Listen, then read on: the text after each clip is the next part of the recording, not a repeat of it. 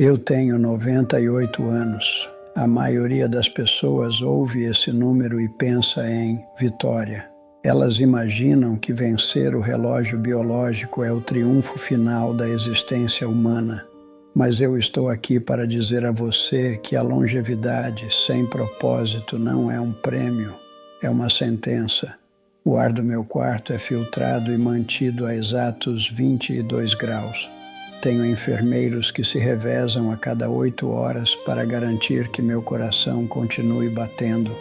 Mas a única coisa que consigo sentir é um gosto metálico na boca. É o sabor químico do coquetel de remédios que me mantém vivo, uma mistura que transformou meu paladar em uma chapa de ferro enferrujada. Eu não sinto o gosto da comida há 5 anos. Eu não sinto o calor genuíno de um abraço há 2 décadas. Eu sou o homem mais rico deste código postal e sou também o mais miserável. Você clicou neste vídeo porque o título lhe prometeu um segredo sobre o dinheiro. Talvez você espere que eu lhe dê uma dica de investimento ou que eu lhe diga que o dinheiro não traz felicidade com aquele tom suave de quem está confortavelmente aposentado. Não, eu não vou mentir para você como os gurus do seu feed.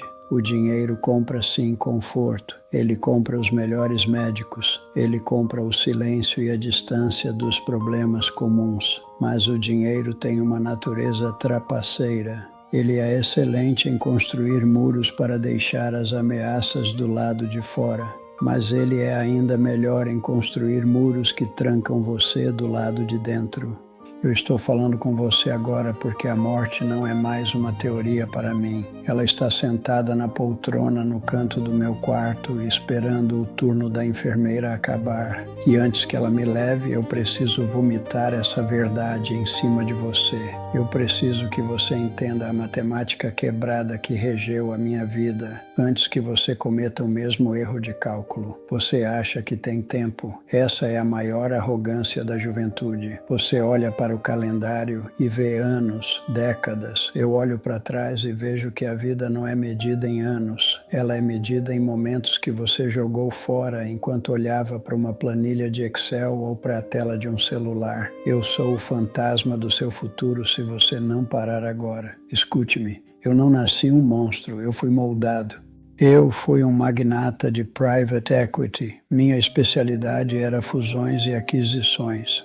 Em termos simples, eu pegava empresas imperfeitas, cortava a gordura, que na verdade eram pessoas, famílias, histórias, e as vendia por partes para gerar lucro. Eu era bom nisso, eu era cirúrgico, mas o que me movia não era o luxo. Eu nunca me importei com os iates ou com o champanhe. Eu perseguia algo mais perigoso. Eu perseguia o número. Eu acreditava piamente numa mentira que a sociedade conta para os homens ambiciosos, a mentira da segurança através do acúmulo. Eu dizia a mim mesmo todas as manhãs diante do espelho enquanto fazia o nó na minha gravata de seda que se eu atingisse um certo patrimônio líquido, nada de ruim poderia me tocar. Eu achava que o dinheiro era uma armadura. Eu pensava: vou trabalhar 16 horas por dia agora, vou negligenciar os feriados agora, vou perder os recitais de escola agora, para que depois eu possa dar tudo a eles, para que depois nós sejamos intocáveis. Eu vendi meu tempo vital, a única moeda que não sofre inflação e nem deflação, apenas acaba, em troca de dígitos numa tela. Eu tratava minha família como um ativo de longo prazo que não precisava de manutenção diária. Eu achava que o amor da minha esposa, Helena, e a admiração dos meus filhos eram como uma conta poupança garantida. Eu achava que podia ignorá-los por 30 anos e quando eu finalmente decidisse sacar esse amor, ele estaria lá rendendo juros. Que estupidez colossal! O afeto não rende juros. O afeto se deprecia com o silêncio. O amor não sobrevive à ausência. Eu me tornei um mestre em justificar minha ausência. Estou fazendo isso por vocês, eu dizia, saindo de casa antes do sol nascer. Estou construindo o nosso império. Mas a verdade nua que vejo agora aos 98 anos, é que eu não estava fazendo por eles. Eu estava fazendo pelo meu ego. Eu estava fazendo porque ver o número crescer me dava uma sensação de controle num mundo caótico. Eu troquei a infância dos meus filhos pela ilusão de controle. Eu troquei o riso da minha esposa pela certeza de um balanço trimestral positivo. E a tragédia é que eu consegui. Eu atingi o número. Eu multipliquei o número por 10. Eu construí a armadura de ouro maciço. E sabe o que descobri? A armadura é pesada demais. Ela esmaga você. E o pior, ela não tem buracos para deixar o ar entrar. Você morre sufocado dentro da segurança que passou a vida construindo. Há uma memória específica que roda na minha cabeça como um filme antigo, queimado e arranhado, mas com áudio cristalino. Não é o dia em que ganhei meu primeiro milhão. Não é o dia em que comprei esta mansão. É o dia 14 de outubro de 1985. Eu tinha 57 anos. Era o aniversário de 10 anos da minha neta, Lily, a minha primeira neta, a menina que tinha os olhos da minha esposa e uma risada que parecia sinos de vento. Semanas antes, minha esposa, Helena, tinha me sentado na cozinha. Ela segurou minhas mãos, aquelas mãos que hoje tremem, mas na época eram firmes, e disse: Arthur, por favor, ela vai fazer 10 anos apenas uma vez. Ela te adora, ela só quer que você a veja soprar as velas. O bolo será cortado às 19 horas. Esteja lá. Eu prometi. Eu olhei nos olhos dela e jurei: estarei lá às 18h30. Corta para o dia 14 de outubro, 18 horas e 45 minutos. Eu estava no meu escritório no 4º andar em Manhattan. O carpete era de um bege opressivo, desenhado para abafar o som de passos para que o negócio parecesse sério. O ar-condicionado zumbia baixo em um som artificial de progresso. Eu estava vestindo meu paletó pronto para sair. Eu tinha a chave do carro na mão. Eu ainda conseguia sentir o cheiro leve de café queimado vindo da copa, aquele cheiro de final de expediente. E então o telefone tocou. Aquele toque estridente dos telefones de mesa dos anos 80, eu sabia que não deveria atender. Eu estava a 15 minutos de distância de casa se o trânsito ajudasse. Eu já estava atrasado, mas o vício em ser necessário, o vício em resolver a crise, falou mais alto. Eu atendi. Era um sócio de Londres. Havia uma complicação na fusão de uma siderúrgica, uma vírgula contratual que, se não fosse resolvida nas próximas 2 horas, poderia nos custar 2% da margem de lucro do trimestre. Eu parei, o mundo parou.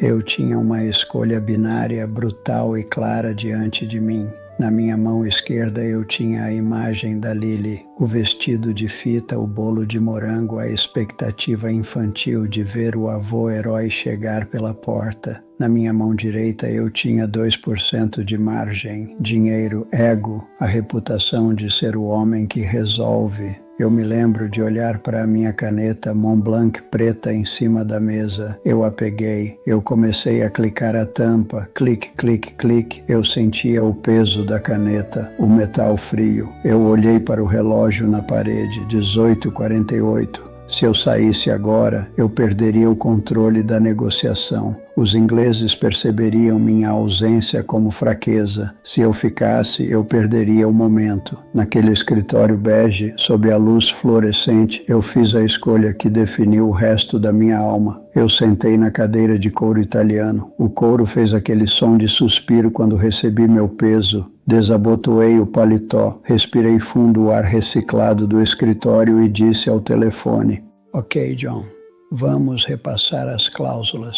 Conte-me tudo.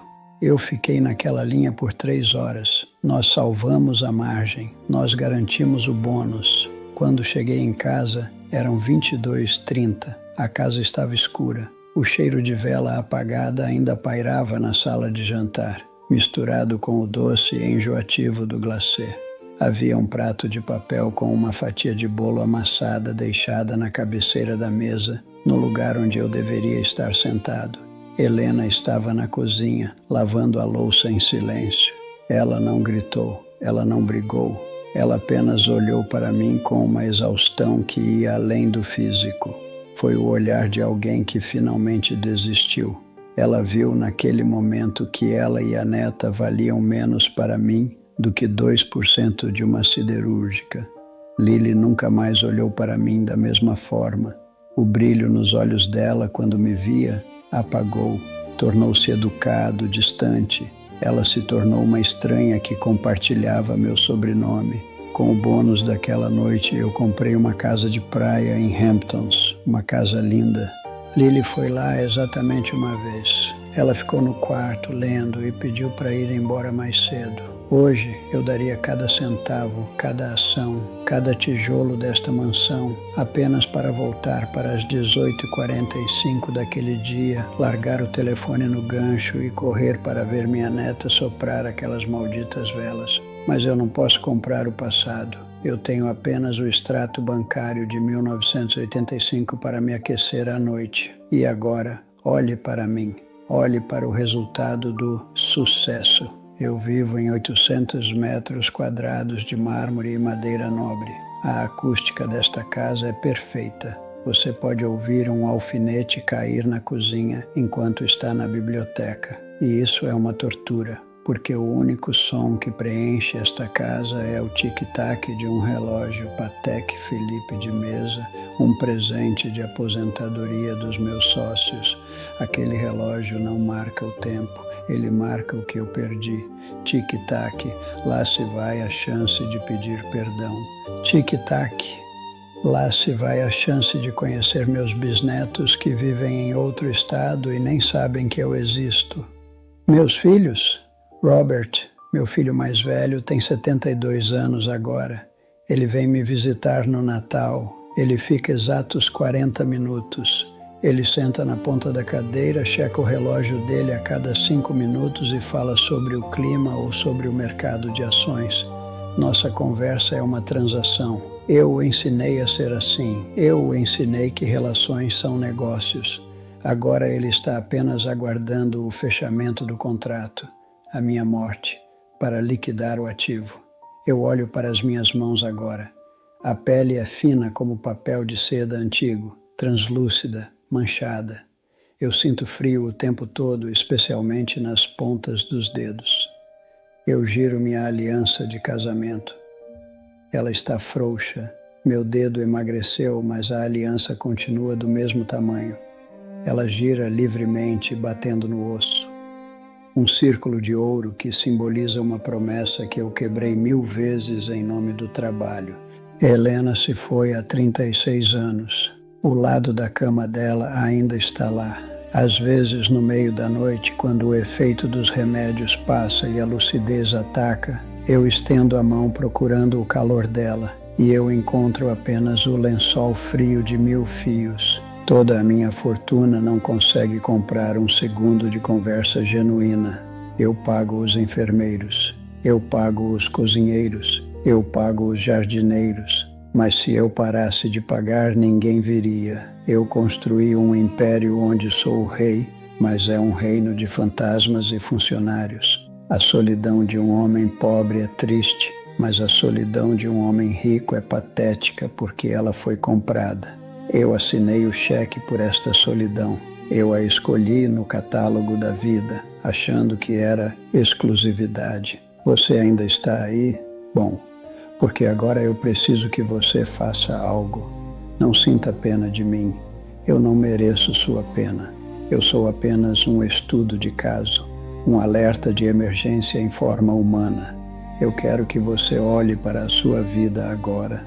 Pense no falso ídolo que você está perseguindo. Pode não ser milhões de dólares, pode ser a aprovação do seu chefe, pode ser a perfeição do seu corpo, pode ser a necessidade de estar sempre certo, de estar sempre no controle. Você está sacrificando o bolo de aniversário por 2% de margem. Você está dizendo não agora para as pessoas que te amam, acreditando na mentira de que haverá um depois mágico, onde você compensará tudo. Deixe-me dizer o que vejo daqui do final da linha. O depois não existe. O depois é um lugar onde as crianças cresceram e foram embora. O depois é um lugar onde os cônjuges cansaram de esperar e aprenderam a viver sozinhos, mesmo estando casados. O depois é um leito de hospital onde você troca sua dignidade por mais um dia de respiração assistida. Se você tem alguém que espera por você em casa hoje, você é mais rico do que eu jamais fui.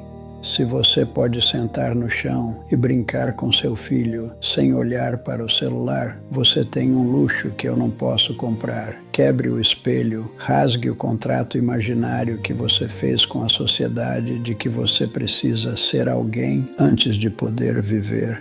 Você já é alguém e você está morrendo um pouco a cada dia, assim como eu. Saia desse vídeo, desligue essa tela, vá até a pessoa que você ama. Não mande uma mensagem, vá até ela, toque nela, sinta a textura da realidade, o cheiro, o calor, peça desculpas se precisar, diga o que sente, faça isso hoje, faça isso agora, porque um dia você terá 98 anos. E eu rezo com todas as forças que me restam para que o seu relógio soe diferente do meu. Não seja eu, por favor, não vença o jogo errado. Vá antes que seja tarde demais.